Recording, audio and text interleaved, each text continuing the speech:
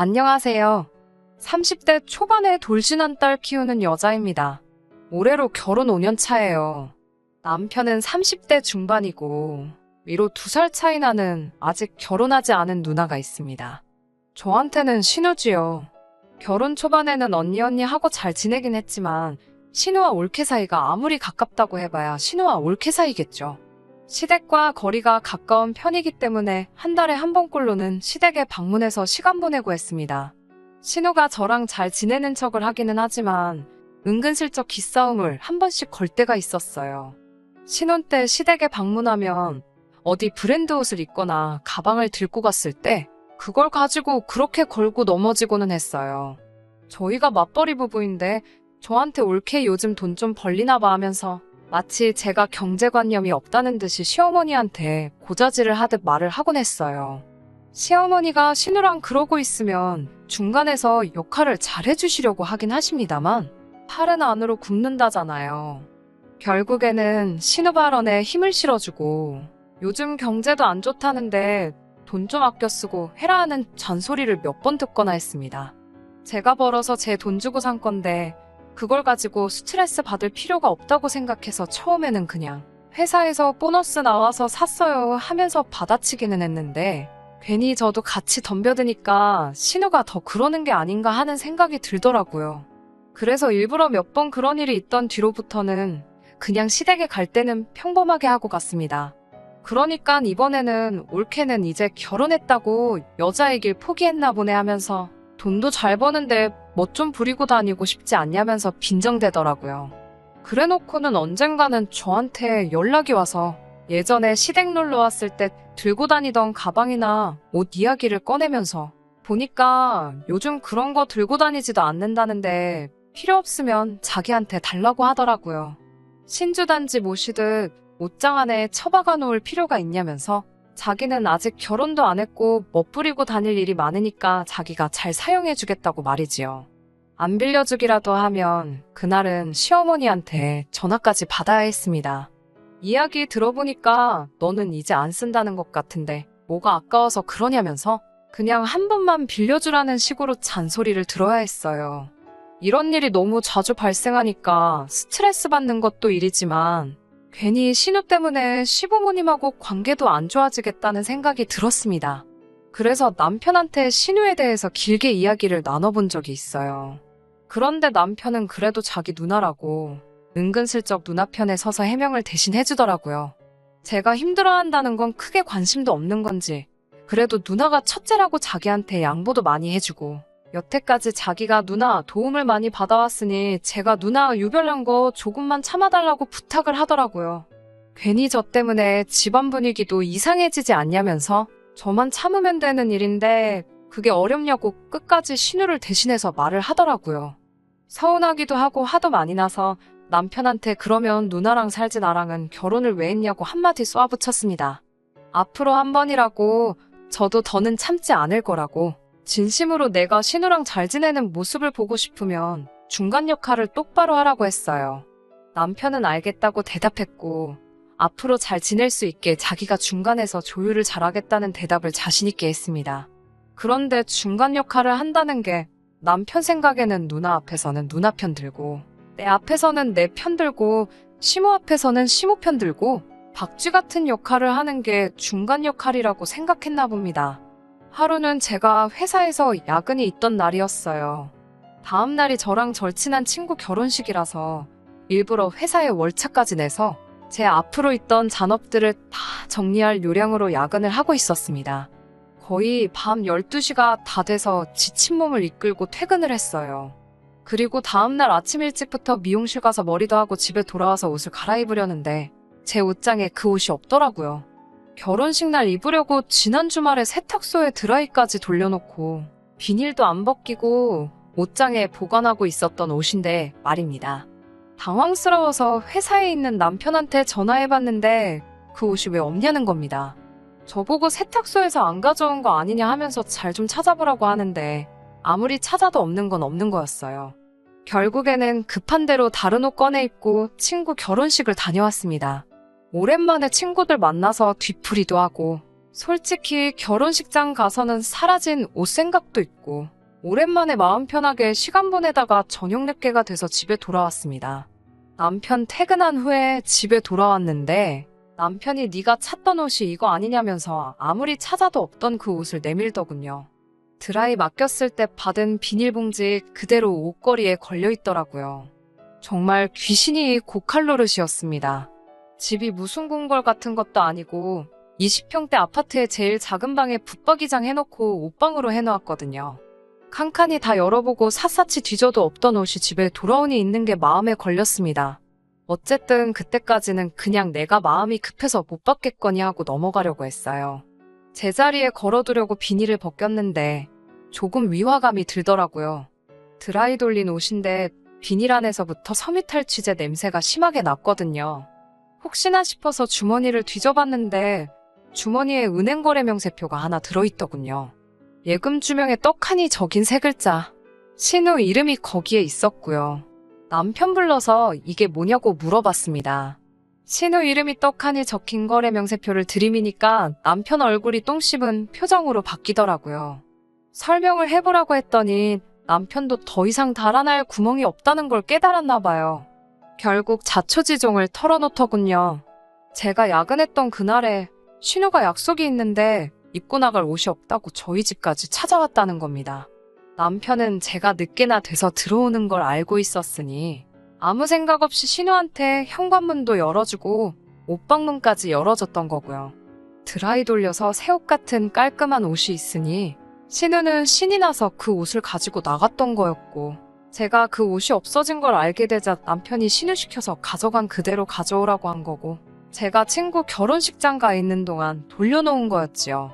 완전 범죄를 꿈꾸다가 신우가 멍청하게 현금 인출기에서 나온 거래명세표를 주머니에 넣어둔 바람에 저한테 딱 걸리고 만 것입니다. 남편하고 대판 싸웠습니다. 남편은 뻔뻔하게 그렇게 소중한 옷이고 입을 계획이 있었으면 잘 챙겨뒀어야지 하면서 그걸 또 제 탓으로 몰더라고요. 저번에 싸웠을 때 신우 일로 더 이상 참지 않겠다고 제가 마지막 경고를 하지 않았느냐고 따지니 제가 앞으로 한 번이라고 했으니 이번에도 저보고 또 참고 넘어가라고 뻔뻔하게 나오는 겁니다. 이번에도 그냥 넘어가주면 앞으로 어떻게 될지 눈에 선해서 그냥 넘어가지 않았습니다. 시어머니한테 전화해서 더는 이렇게 못 살겠다고 말하고 그 길로 제 짐들 싹 다 챙기기 시작했어요. 남편은 그제서야 일이 이렇게 될 줄은 몰랐다면서 방금까지 보이던 뻔뻔한 모습은 온데간데 없고 손이 발이 되도록 싹싹 빌더라고요. 앞으로 같은 일이 발생하지 않게 자기가 잘하겠다 하는데 진작에 제가 잘하라고 할 때부터 그렇게 했으면 좀 좋았을까 싶었습니다. 제 전화 받고 시어머니도 그 길로 바로 저희 집으로 와서는 저한테 제발 남편 한 번만 봐달라고 사과를 하시고요. 이 일의 주범은 신우인데 왜 다들 신우 이야기는 하나도 꺼내지 않고 남편은 자기가 잘하겠다 싹싹 빌고 있고 시어머니는 남편 한 번만 봐달라고 하는지 참. 정작 사과를 해야 할 신우한테서는 그 뒤로도 연락 한 통 없었습니다. 그래도 한번 내지르고 나니 그 뒤로부터 같은 일은 일어나지 않았어요. 신우는 그때 일은 언급조차 안 하고 계속 쿨한 척 행동하는 걸 보니 참 낯가죽도 두껍다 싶었고 그 뒤로부터는 신우하고는 최대한 거리를 두고 지냈습니다. 시댁에 가는 것도 그 뒤로는 단 한 번도 없었어요. 남편도 시어머니도 알고 있던 거죠. 신우가 제 앞에 수그리고 들 일은 없을 거고 괜히 두 사람 마주치게 해서 일을 또 만들봐야 두 사람도 차라리 제가 시댁에 발길 안 하는 게 낫겠다고 생각했던 거예요. 괜히 집 분위기 이상하게 만든다고 나한테 가스라이팅을 했으면서 정작 본인들도 신우한테 문제가 있다는 걸 알고 있었다니 웃음도 나오지 않았어요. 명절이나 그럴 때도 시댁에는 남편 혼자 갔고 저는 바로 친정으로 향하고 그랬습니다. 시댁의 발길을 끊었다고 연을 끊고 지낸 건 아니었습니다. 신우가 있는 시댁에만 안 가는 거지 시부모님 생신이라던가 하는 행사가 있으면 시부모님만 밖에서 따로 만나 저녁 식사하고 그렇게 지냈어요. 신우는 집에 있었지만 안 좋을 거 아니까 다행히 집에다 떼어놓고 오시더라고요. 그래서 한동안은 별다른 문제는 없었습니다. 제 인생에서 신우 하나만 걷어냈을 뿐인데 인생이 바뀌더라고요. 남편과도 전에 없이 사이가 좋아지고 시부모님과도 물론 사이좋게 지내게 되었습니다. 한편으로는 이렇게 편할 것 진작에 한바탕 할 걸 그랬다 싶은 생각도 들었고요. 그리고 남편과 저 사이에 아이도 태어났고 아이 돌 지났을 때도 신우 빼고 온 가족이 저희 집에 모여서 식사도 하고 그냥 평범한 인생을 살게 되었지요. 그런데 전생에 무슨 큰 죄를 짓기라도 했는지 그런 신우한테도 결혼하겠다는 남자가 생기더라고요. 지금이야 콩깍지 때문에 결혼하겠다고 들겠지만 그 남자도 참 인생이 기구하다는 생각이 들었습니다. 신우의 본 모습을 분명히 모르고 있었을 테니까요.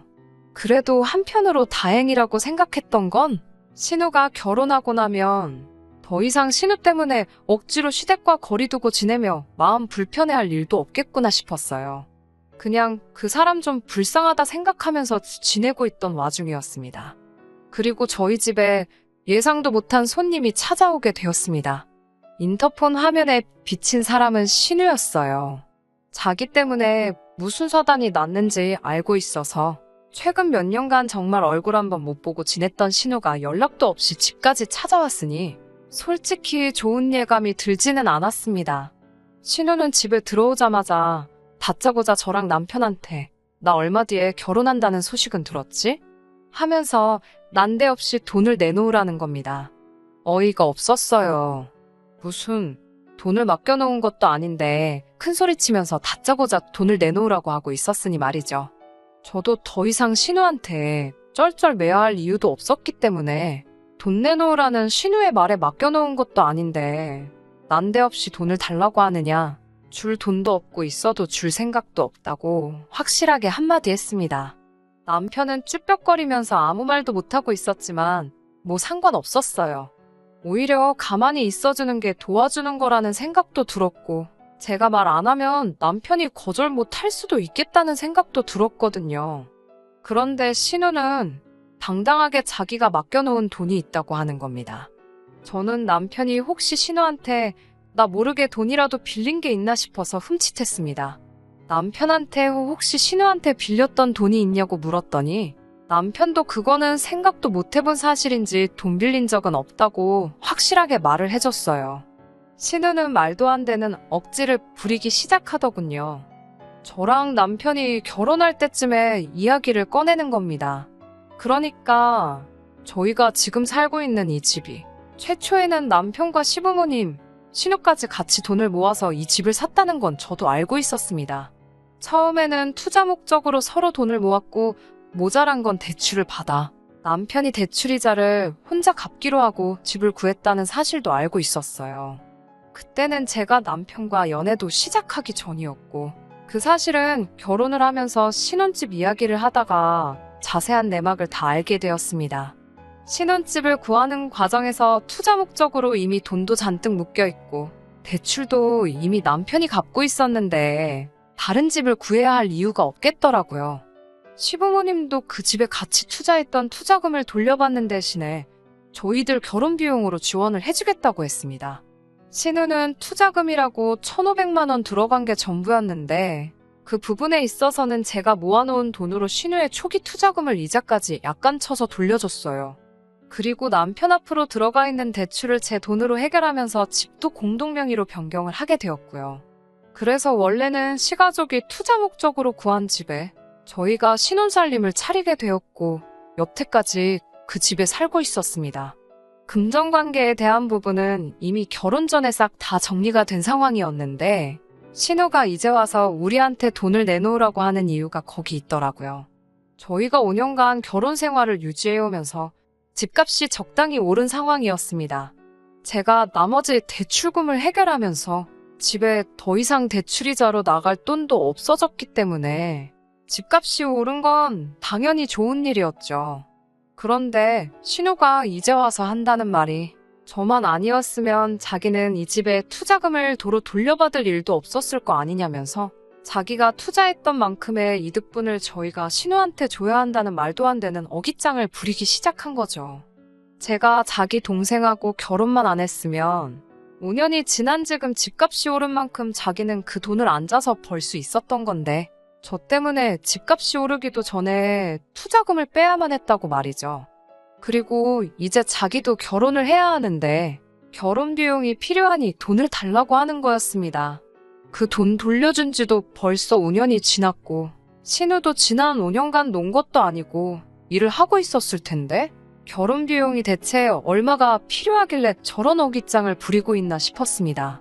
어이가 없더라고요. 신우는 모아놓은 돈이 한 푼도 없었던 겁니다.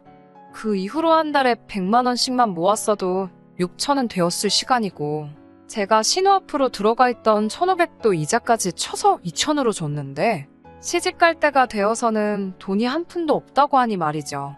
생각해보니 과거에 신우가 제 옷 훔쳐입고 은행거래 명세서를 주머니에 넣어놨을 때도 잔액이 800만 원인가 있었거든요. 그때 생활비 통장이라고 하기에는 금액이 애매하게 많고 적금 통장이라고 하기에는 터무니없이 적어서 뭔가 싶었는데 신우는 그냥 그 돈 돌려받고 모아놓는 돈 하나도 없이 쓰고 싶은 데다가 다 쓰고 다녔던 거예요.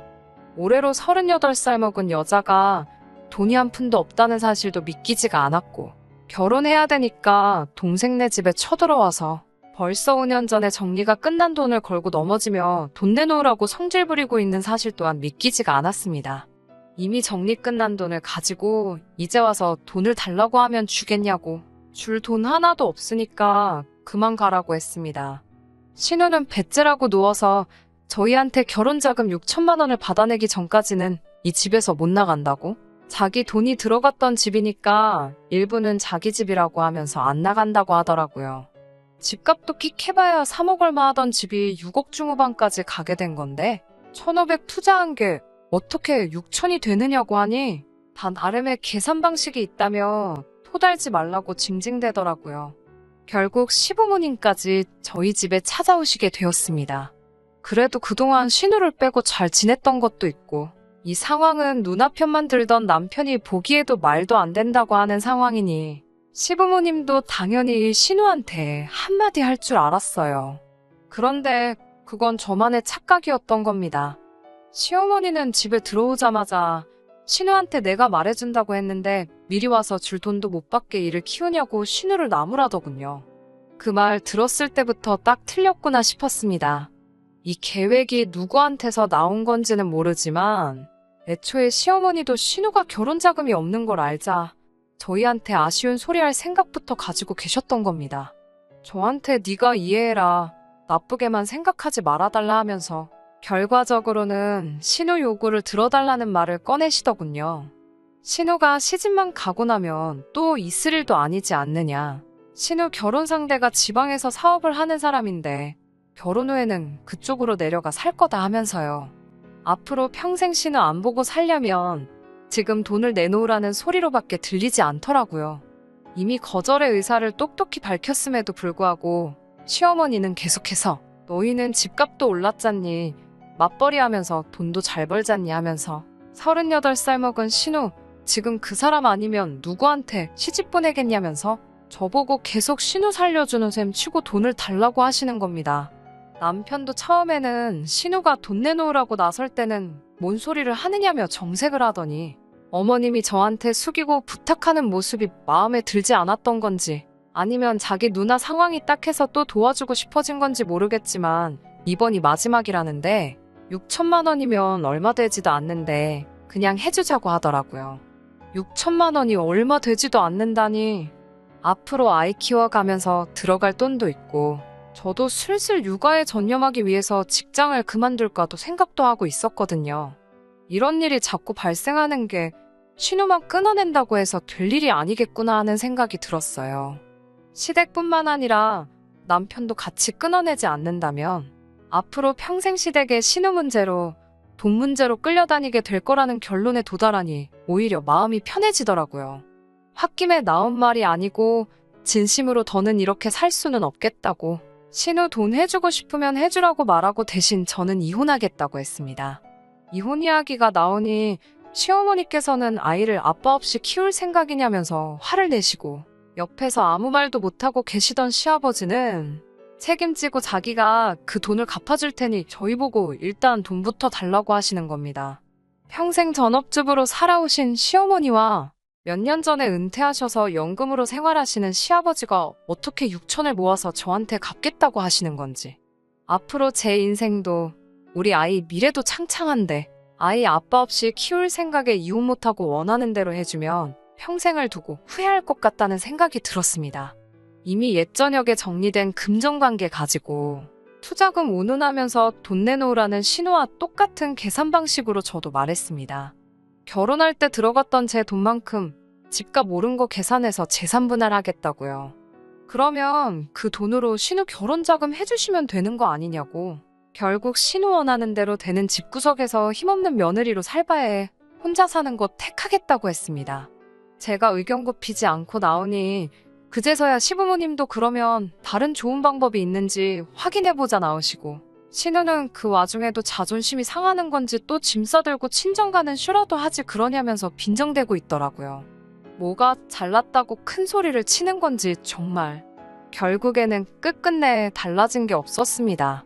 시부모님도 이번이 아니면 신우 시집 보내긴 글른 것 같고, 아무리 생각해도 신우 결혼 상대가 원하는 결혼 비용 마련할 구석이 생기지 않으니 좋은 방법 찾아보자고 해놓고는 결국 또 저한테 아쉬운 소리를 하더라고요. 그래서 현재는 제가 이혼을 준비하게 되었습니다. 합의 이혼해주는 대신 말했던 대로 제가 결혼할 때 드린 돈만큼 해서 현재 집값 오른 만큼 분할받기로 했어요. 여태껏 부부 공동으로 모은 돈은 반반씩 가져가기로 했고요. 아이 양육권은 제가 가져가고 친권은 공동으로 가져가기로 했습니다. 그리고 아이가 다 클 때까지 양육비도 매달 받기로 했고요. 이혼 준비하면서 생각해보니 차라리 잘 된 것 같아요. 만약 신우한테 돈을 해주지 않아도 되었다고 해도 신우가 결혼을 못하게 돼버리면 결국 앞으로 무슨 일 있을 때마다 또 이런 일로 스트레스를 받아야 했었을 테니까요. 그런 거를 또 당하느니 차라리 시원하게 정리해버린 지금이 오히려 속은 후련한 것 같네요. 집안 골칫거리인 신우 결혼시키기 위해 그래도 적당히 잘 살고 있는 아들 이혼시킨 이 상황을 시부모님도 언젠간 땅을 치면서 후회할 일이 올 거라고 믿어요. 이미 갈라서 버린 지금 남편과 남편 집안 사람들 잘 살게 기도해주지는 않을 것 같아요. 멀쩡히 잘 살던 저도 이혼했는데 신우가 그 돈 가지고 시집을 갔다고 그 집에서 이혼당하지 않고 잘 지낼 거라는 생각도 없습니다. 그걸 알게 되기까지는 좀 더 시간이 지나야겠지만 말이지요. 끝까지 들어주셔서 감사합니다. 오늘의 사연은 여기까지입니다. 구독과 좋아요, 알람 설정 부탁드리고 더 좋은 사연으로 다시 찾아뵙겠습니다. 감사합니다.